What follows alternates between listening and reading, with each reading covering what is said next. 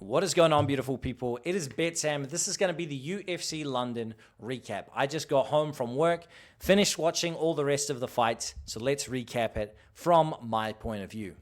Starting off, we had the Fernandez versus Kutateladze fight to kick off the night. And the title here is Speed is Important. And that's because Fernandez skirted around the outside of the octagon, landed at will, and got in and got out, and just pieced up Guram for most of this fight. He was a big-time underdog, and he looked like he should have been a minus 400 favorite. Looked great, pieced him up. And I think this was both improvements from Fernandez, but also perhaps even a decline of the speed from Kutateladze. Guram just isn't the guy we thought he was going to be, and Fernandez, his striking looked good, and the future honestly is bright for him. While I thought Guram was going to win this fight, I put almost no stock into that as far as the betting window, so we didn't get burned on that one, and ultimately I just watched it and enjoyed the fight for what it was. Then we had Nathan Fletcher versus Lofen, and I did have bettors on this fight. I was picking Nathan Fletcher, and I thought he won. I'm not going to sit here, scream robbery, because there is an argument to be made for Lofen at the same point. But it's hard to know what the judges are looking for, when you think sometimes, they're going to favor the damage. And then other times, we're going to favor the control. It doesn't seem to be apples to apples here. For Nathan Fletcher and Lofen, I had Nathan Fletcher winning this fight. I'd be very interested to hear what you guys had the decision as, when they were reading out the scorecards. If you thought the Lofen won, let me know in the comments, because me and most of my community thought that Nathan Fletcher got the nod there. Very bizarre, but we move, Now this fight here, Tamar versus Bannon. Bannon won this fight by finish, by submission. Tamar's grappling is terrible. And this is weird ending sequence there because her arm was all the way out. Then she decided to somehow go back in and let the arm guard get readjusted. You don't have to be a grappling phenom to understand that when a submission's in and you get it out, you don't want to stick it straight back in there. But that's what she did. Got herself armbarred after she had actually just had the most success of the fight, landing a beautiful head kick. So a bit of a shame there from Tamar. But, we'll see where she goes from here. As for Bannon, honestly, I still think she's terrible, and I really don't think that either of them have a bright future in this division. Now, this one here, it says strength difference. And, I was actually live streaming the prelims, if you guys didn't know, and the chat was kind of saying, oh, man, is he going to do something? Is he going to do something? I don't think Pulilayev could have done anything. It seemed like he was weaker. It seemed like he didn't have the strength advantage. It seemed like he was slower. And ultimately, CLD was just the significantly better athlete, and it was very difficult for Pulilayev to have any success here. And while it was annoying to see him run away the entire time, I think that sometimes you're outgunned, and this happens more often than you think. And, he was absolutely outgunned here, and I didn't really see a path to victory for him. For CLD, I think there's a little bit of a stain there because it looked like he could have found the finish if, he truly went for it in the striking department. He didn't, and so instead we got this kind of lackluster decision. But yeah, Pulilayev was never winning that fight, guys. Absolutely never. CLD looked like he was just a different tier of fighter than him in there. This fight here is ridiculous. Okay, this was my underdog opportunity. Parkin versus Tybora. And I will say that as the day has gone on, I spent an entire day at work. I came back, I rewatched the fight. I still think Tybora didn't win this fight. I still think Parkin did win this fight. But he was sloppy, man. I thought Parkin was going to be the cleaner boxer in there. I thought that he was going to, get his jab going. Ultimately, this fight was a unanimous decision to Tybora, 29-28, which was fucking wild to me. The fact that this was a unanimous decision in the direction of Tybora blew my mind. If it was a Parkin unanimous decision, sure. I thought Parkin won every single round. I really do. I think he won that fight 30-27. Were the rounds close? Yeah, for sure. I still thought he won them. Ultimately, though, Parkin, I expected him to be much better than this, and so I think the ceiling for Parkin here is very low because I did not think this was a good performance from Tybora. In fact, it was one of his worst performances. He looked slow. He looked old. Both of these guys looked very bad, and it felt like I was watching this fight in slow motion. Ultimately, I got ripped off here. I think Parkin won that fight, and if you thought Tybora won, let me know in the comments because, I'm always open to hearing another take. Then we had this bloody war is what it's titled here. And, Felipe dos Santos lost this fight. And it was a unanimous decision in favor of, Lonnie Kavanagh. And I think that was right. But I don't think he looked the price tag. I said all week that I thought Felipe dos Santos, man, he brings a pace and he brings the action. He brought a war.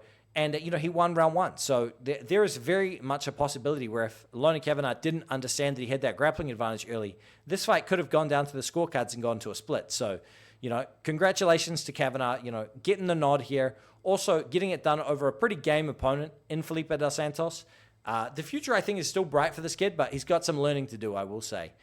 And I think he's a little bit undersized as well. He's a little bit dense, so, he's got the strength, but he's not exactly the longest guy in the division. Fast hands, though. Fast hands. This one here, Chris Taco Padilla gets it done over Jai Herbert. Ultimately, this was a pretty boring fight. They fought at range for 90% of this fight. Maybe 80%. Some of it was just, Chris Padilla clinching up. And at the end there, the most exciting part that happened was Jai Herbert cutting open Chris Padilla.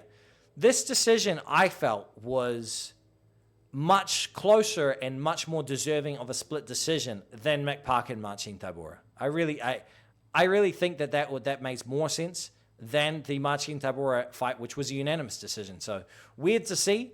Congratulations, Chris Taco Padilla, though. He finds another way to win yet again. Now this still image here of Nathaniel Wood catching Morgan Sharier. Speed made the difference. I was pretty confident in Morgan Sharier. I told people you could parlay him. I was wrong, I'll be the first to admit when I was wrong. And Morgan Sharier here, still a great fighter, still game, still a good grappler. He could not match the speed of Nathaniel Wood, that lighter man skill coming in here. So congratulations, Nathaniel Wood. He gave a beautiful post-fight speech, talked about people with depression, needing to reach out, gave a nod to his beautiful daughters there. So Nathaniel Wood, absolute class act, happy to see him get the win, not only in general, but because of the way he composed himself and for the UFC London fans there. This one here says dumb decision. Man, we got to stop asking, oh my God, what is wrong with all these people? Jordan Vuenich jumped himself into there. Pelagioki jumped himself into there. Chris Duncan's making shit happen. Yes, they were shooting takedowns, both Pelagioki and Jordan Vuenich, but he's capitalizing, man. He's jumping the gilly. Don't be silly, jump the gilly. Chris Duncan, man, stand up the fucking Scots, go Scotland. I had Jordan Vuenich. I actually thought he was going to get a knockout here. I think he was lighting Chris Duncan up. It seemed like he'd found his range. Seemed like he was finding the target there. I expected him to start compounding success and eventually find that knockout finish in the second round or third round there. But he shot a takedown. Chris Duncan took what was offered to him, found a finish, and it was beautiful to see. Even though, obviously, I would have preferred, to make some money on there, I am still a fan first. And congratulations, Chris Duncan, on just telling everybody to go suck eggs, Now, this leads into this fight here. Alexia Thinara was always the pick. I have said it time and time again, I don't think Molly McCann is that good. I think that she was riding high off of her, amazing knockout over Luana Carolina in that same arena years ago. It was either 2 or 3 years ago. And that's kind of been like the highlight of her career. And so from then, she hasn't really developed. She's aging. The newer generation is coming in here now. And Alexia Thinara just seemed way too good to not lose here. I thought she might be able to find a knockout as well, but she went in here, round one submission, beautiful performance. Alexia Thinara, take a bow. You looked great. As for Molly McCann, I loved her retirement speech. Called it, by the way, guys. I said she was going to retire if she got finished here, and she did. Molly McCann, great candidate for the sport. I hope she enjoys retirement and enjoys the rest of her life from here on out. Then we had Kevin Holland. I told everybody, Kevin Holland was not going to get submitted by a 5'11" dude, and sure enough, he didn't.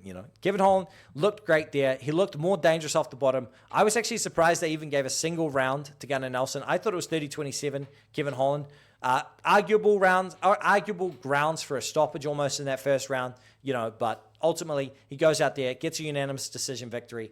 I didn't profit on this. I had Kevin Holland by submission. I had Kevin Holland inside the distance decision, no action. So I took a small L on this. I did take a leap of faith, expecting him to be able to find either the knockout or submission.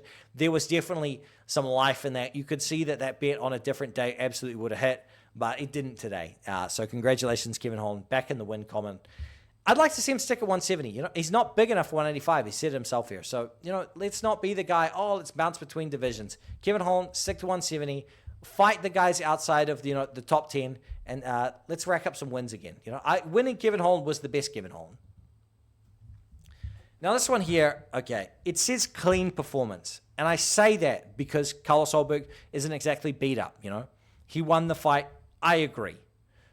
Ultimately here, though, congratulations, Carlos Ulberg, first and foremost. He was my slam of the week, my most confident pick, my load-up spot that I gave to you guys. I said, this guy's going to win, right? And I did predict him to win by decision. I was relatively uninspired by the performance here. 42-year-old Yanlhovich. I know Yanlhovich was dangerous, all the rest of it, yada, yada. People are going to say that. I thought Carlos Ulberg would have had a better skill gap here. It didn't look like the skill gap was large.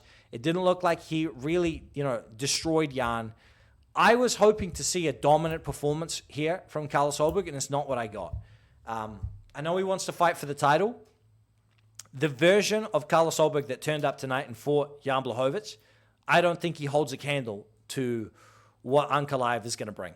I really do. And I'm from New Zealand. It pains me to say that, but I need to see more, I need to see more hunger, more damage, What do I have to believe that Carlos Ulberg is going to be able to back up and piece up Ankalaev? I have no belief in that. So, we'll see. We'll see who's holding the title when he gets there, because we're expecting to see the Ankalaev-Padilla rematch. It's going to be interesting, man. That 205 is heating up, 205 is absolutely heating up. Anyway, on to the main event. We had Sean Brady versus Leon Edwards, and complete domination. I really don't know how else to put this. People told me, Sean Brady has bad cardio. People said, Bilal Muhammad's a better grappler, right? Sean Brady can't strike. If he strikes here, it's going to be awful. All the rest of it. Sean Brady went in here, short notice, guys, it's important. Short notice, came in here, whooped Leon's ass in his hometown, snatched up his neck in a mounted guillotine, which is a very difficult submission to pull off, and he inched his way through it as well. Step by step, he got it there. Leon Edwards was forced to tap from the pressure of this. Beautiful performance, Sean Brady. We hit on Sean Brady, we hit on Carlos Ulberg, and we hit on Sean Brady's submission, guys. Overall, not my most profitable card. It wasn't exactly like, tickets are flying, things are going my way. If Mick Parkin won, boom, we're in the profit. If Kevin Holland had won, we were in the profit. If Nathan Fletcher got the decision, we're in the profit. It was a couple of inches away from being a good night. Overall, not a particularly bad one. Thank you all for tuning into the recap. And please, put your notifications on, because Slam of the Week is coming out tonight, and I've got a hot one here for next week. Look, there wasn't exactly a whole lot of value, but we found our spots, and I believe that we're going to keep this Slam streak alive. Thank you very much for watching, and if you guys want to become a premium member and see where I'm putting my money where my mouth is, sign up to We Want Picks Premium using the link in the description of this video. We Want Picks /BetSam. Code BetSam for 10% off your initial purchase. Take it easy, and I'll see you in the next one.